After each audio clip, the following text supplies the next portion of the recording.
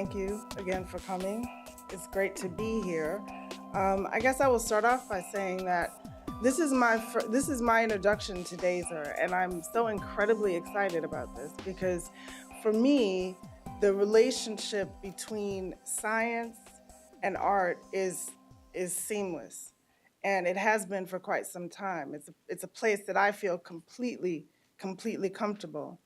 So I'm glad to know that I'm not alone in that, and that in fact there are many more people on that same wavelength than I imagined. So I guess probably no surprise that science has been a long time love of mine.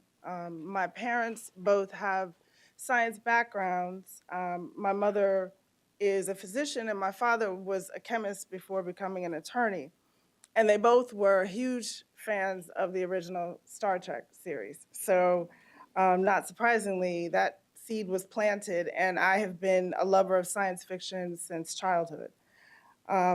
Later, I developed an affinity and a great attraction toward filmmaking, so doing science fiction film was really sort of a natural progression. I would say that I definitely agree with Catherine that this is a very exciting time. I think and I feel that we are on the cusp of something. And I think that has to do with the fact that science fiction is more relevant now than ever. Because in my belief is because technology is taking us further in multiple ways. We can see further into the universe. More and more planets are being discovered on a daily basis, practically. And with billions and billions of stars in the galaxy, it seems inevitable to me that there is other intelligent life that has evolved elsewhere.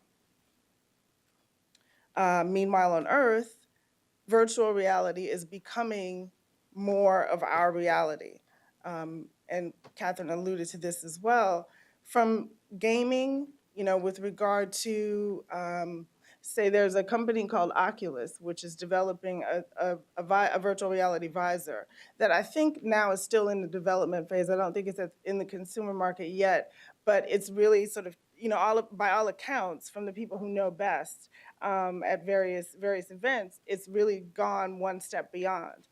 And then on the other hand, we have the sort of more advanced artificial intelligences that we interact with on a daily basis, whether it's, the person, I mean, the person, the being that you speak to on the phone when customer service, which, I think initially we all had the experience of feeling like you're speaking to something and you ask them something and they're answering something, the answer is from left field. Now things are much more in sync. And I feel like I have conversations that seem hauntingly similar to some conversations that I've had with human customer service representatives. So I don't know. And, there are definitely some who feel that we are developing technological capabilities that may soon exceed our natural abilities.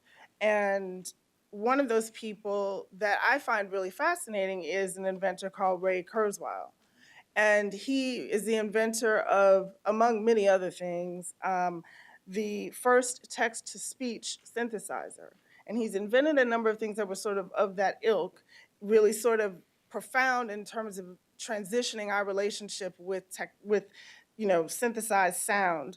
And he's come up with this theory of the singularity, which is that moment when humans transcend biology, when intelligence becomes non-biological. So essentially the digital becomes sentient or the sentient becomes digital. I mean, I guess it depends on how you look at it. I think that frightens a lot of people, understandably, but I also think that there's not any reason to assume that that has to be negative. It doesn't have to necessarily be a confrontational, human versus machine kind of scenario. I think that, definitely my point is not to try to scare anyone, but to really point out that the more prominent technology becomes in our lives, the more fascinating and relatable science fiction becomes. we're quickly learning that it is indeed a brand new world, and a brave new world, hopefully. Now, from my perspective as a filmmaker, I feel very strongly that in light of all of these wonderful things that are happening, that the genre must evolve. And for me, the evolution of science fiction film is the genre coming to terms with the reality of the world that we live in, of the humans that are in the world, and the diversity that is there. And really coming to terms with the fact that science fiction is not the domain of young white males. Um, young white males are not the only people who are interested in technology, in science, in the cosmos, in life beyond Earth. There are any number of people of any number of stripes who are just as interested, if not more so, depending on circumstances. I think, I was thinking about science fiction film and sort of the paradigm, and there are these kind of recurring archetypes that I thought about. One is the kind of young renegade male upstart. So that would be someone like James T. Kirk or Luke Skywalker or even Neo from The Matrix.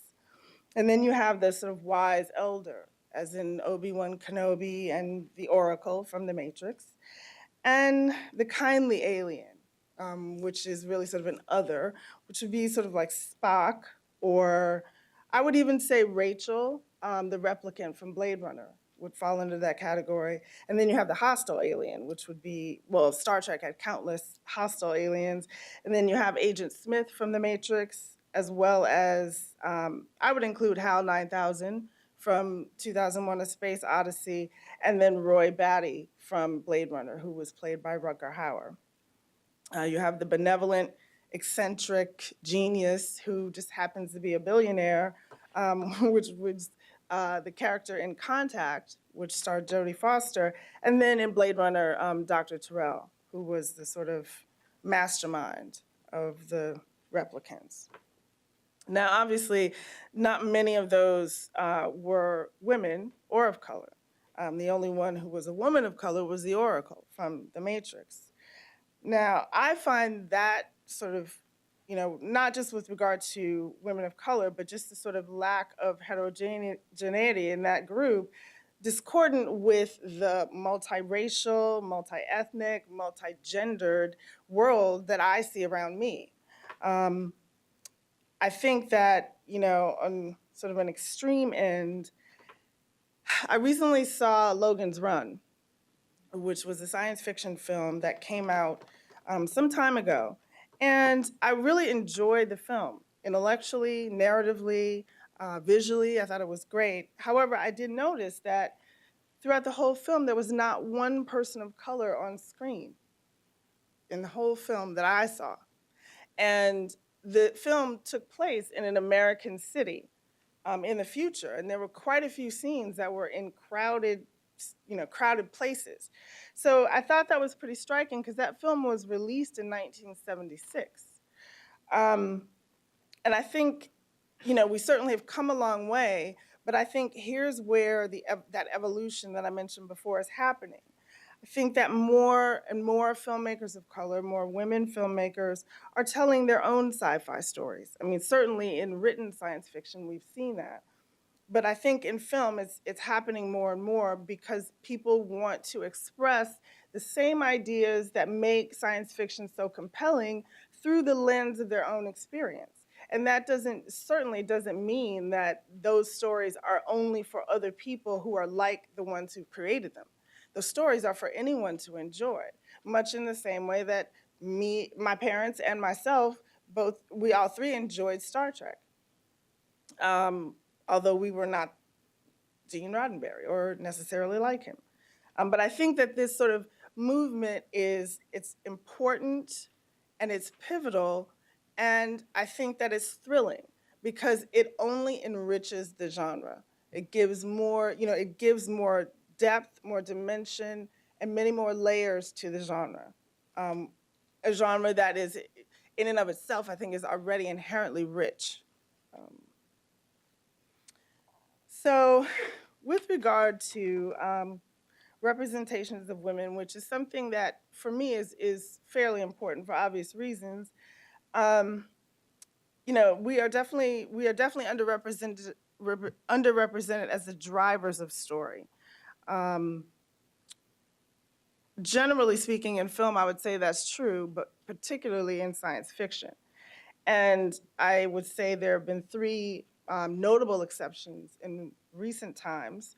Um, One would be, of course, the character of Ripley in Alien, which was released in '79, and that was played by Sigourney Weaver.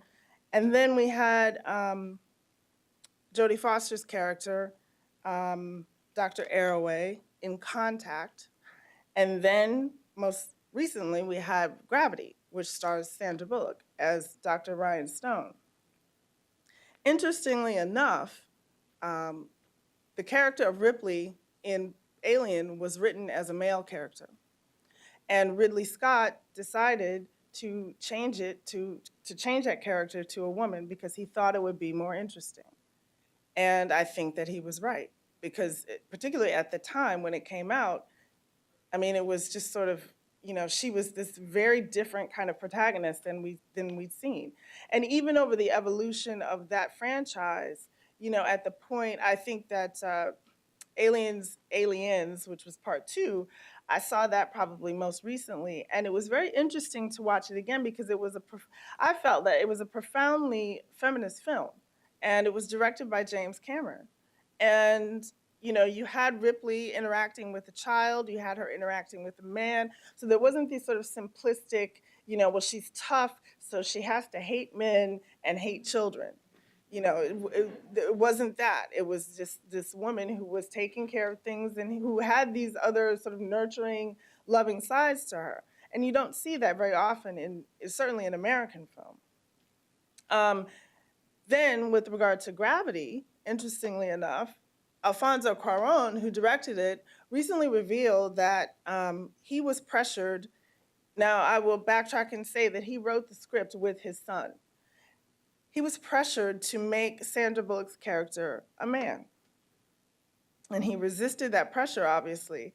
But again, just to put it in context, he is an A-list director and she's an A-list actress who's bankable. There's no question about the fact that she's bankable. So then the motivation for that is what? I'm not really sure, but it doesn't hold water. Typically, the idea that's put forth is that women's stories don't sell. And I think that if you define women's stories as those about women whose life mission is to become a bridesmaid, maybe not. But I think for me, a woman's story is a story that's about a woman. It could be anything. The same for men. I suspect that some of this resistance is related to old mythology about women and science and math not mixing. I think that that's still there are remnants of that. I'm not sure, but I know that the reality is that women and girls are having adventures, they're solving problems with science, they're creating things, and they're figuring out how things work. So, there's no reason for us not to be in the pantheon of science fiction just as prominently as everyone else. I'm going to skip ahead a little bit and talk about Afrofuturism. So, as with gender, I think that there's also this movement of people of color who are creating stories as well, science fiction stories. And I think that this movement called Afrofuturism is a response to this dynamic that exists right now. Now, the definition in Wikipedia,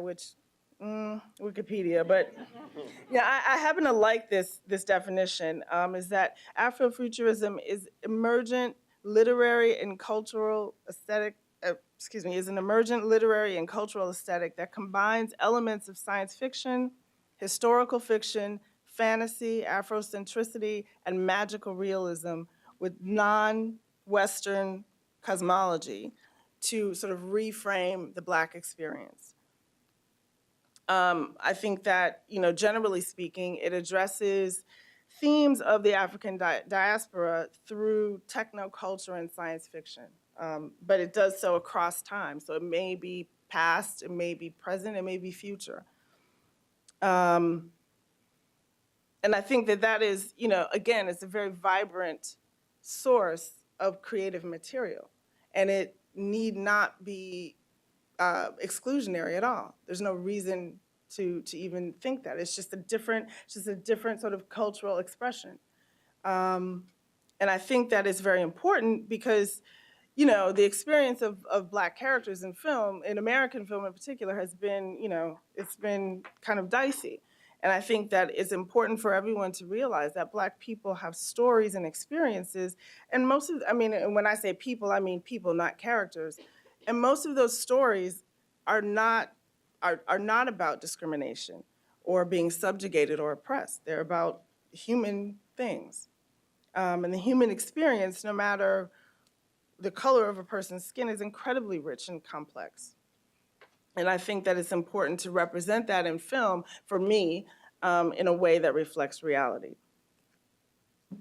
All right, so I'll move on to the work. So could we go to 2, please? One of the projects that I'm working on now is a script that I'm developing. It's called Godspeed. And Godspeed is a near future story that explores one possible scenario of humans encountering other intelligent life, including the idea that other life may be nothing like us. This story is very close to my heart because I've always believed that there's other intelligent life outside of this universe.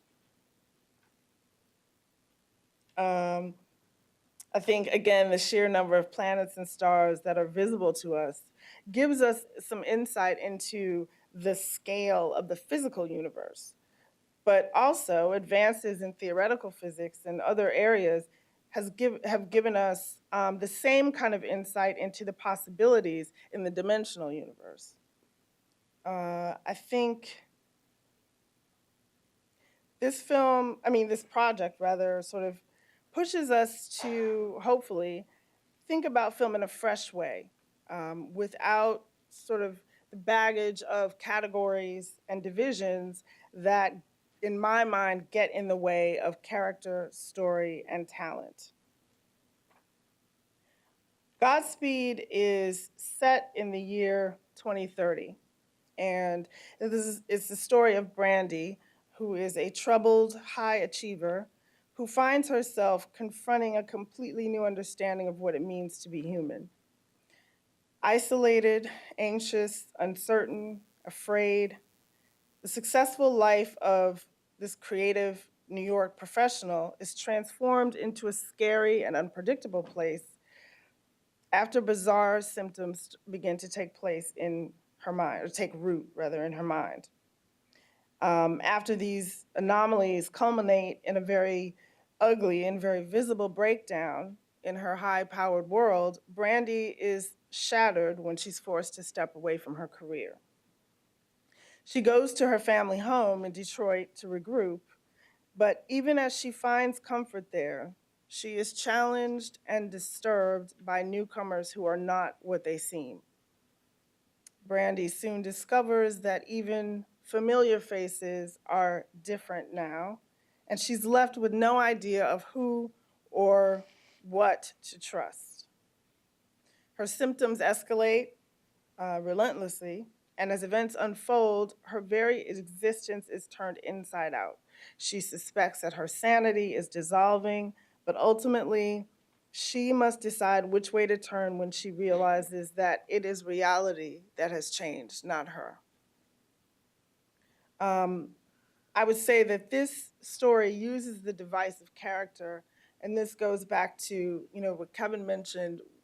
I would say my writing definitely is rooted in clinical psychology. I did graduate work in clinical psych, and for me, that's sort of where things are coming from, and that's the filter they come through. And this story definitely uses character to connect science, spirituality, and ideas about the nature of reality. I would say I was interested in a different kind of close encounter, one that did not involve spaceships or lasers.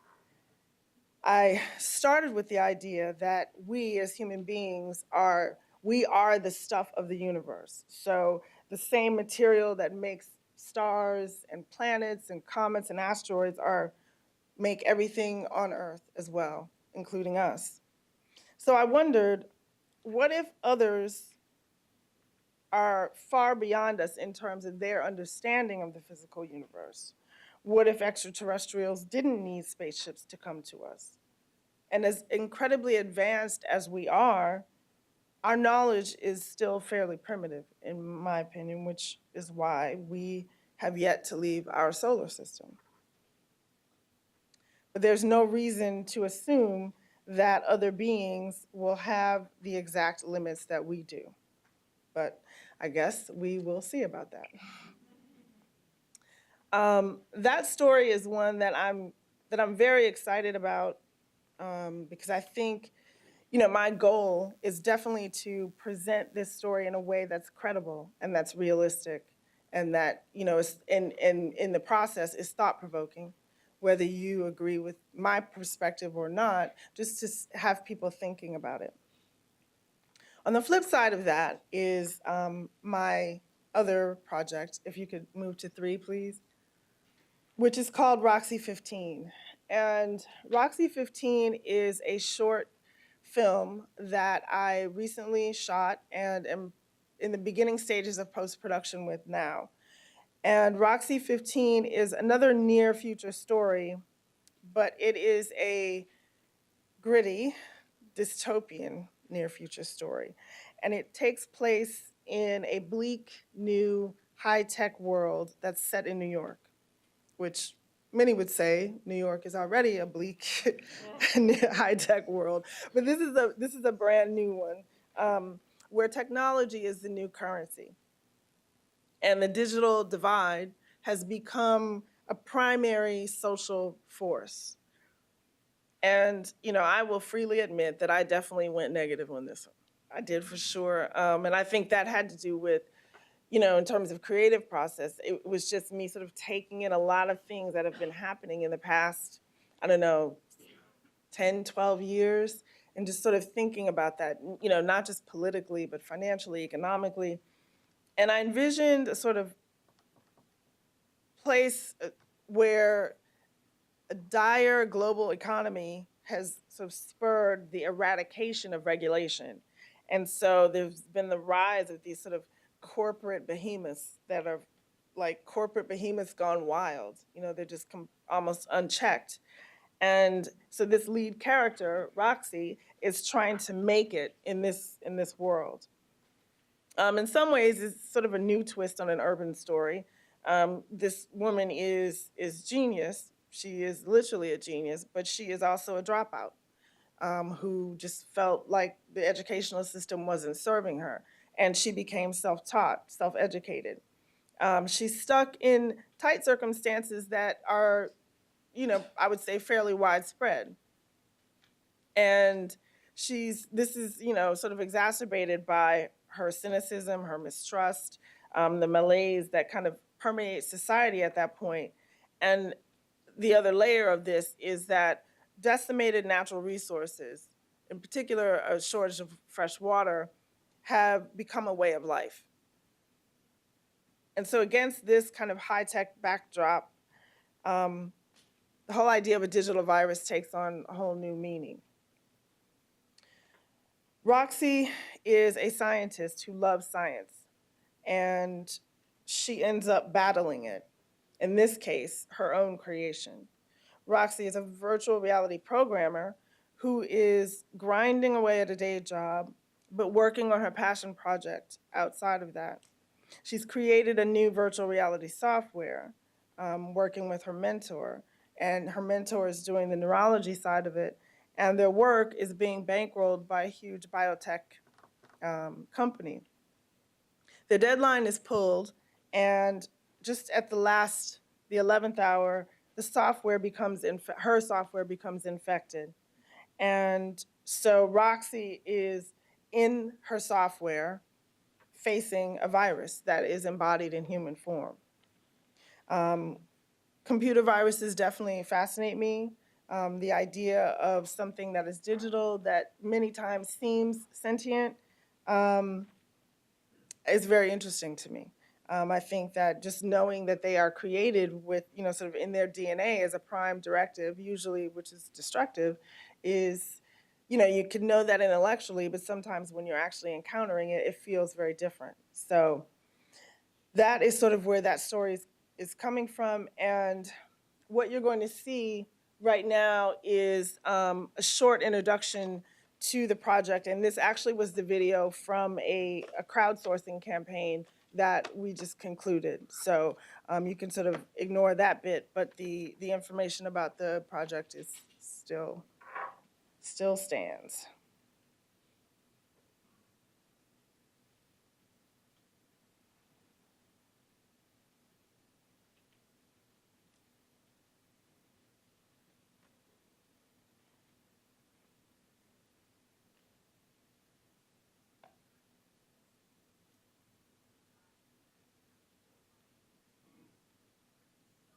Could we just,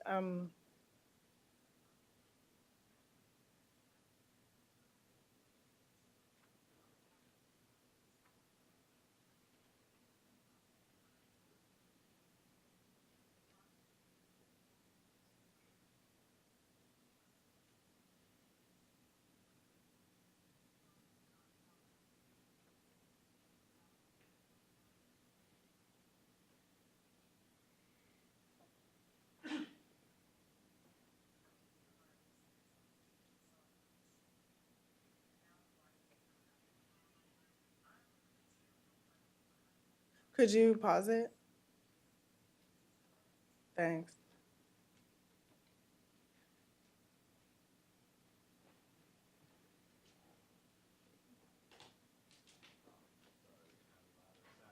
Really? Okay. Well, I'm not really sure. You can't really hear it, can you? No.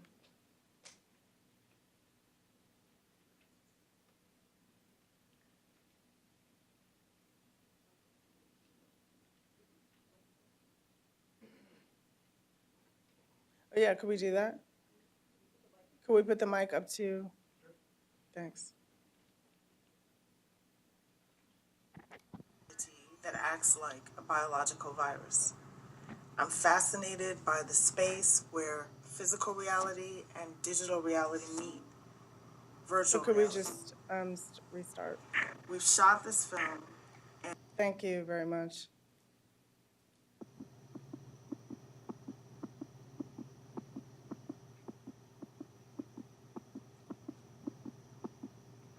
My name is Celia C Peters, and I am the writer-director of Roxy 15. I'm so incredibly excited about this film. I love science fiction and science and technology and the search for other life in the cosmos, the whole nine. And I'm really amped about putting my spin on this genre. Roxy is a whole new kind of sci-fi hero. First of all, she's a woman, and she's a woman of color. But this film is not about race or gender. It's about a virtual reality programmer in the near future who's in over her head. A computer virus has invaded the software that she created, and now the virus has come after her. I'm intrigued by the whole concept of a computer virus, basically a digital entity that acts like a biological virus. I'm fascinated by the space where physical reality and digital reality meet, virtual reality. We've shot this film and we're raising money for post-production. So if you would like to see something fresh, please support us in bringing a new science fiction voice to independent film. Thank you.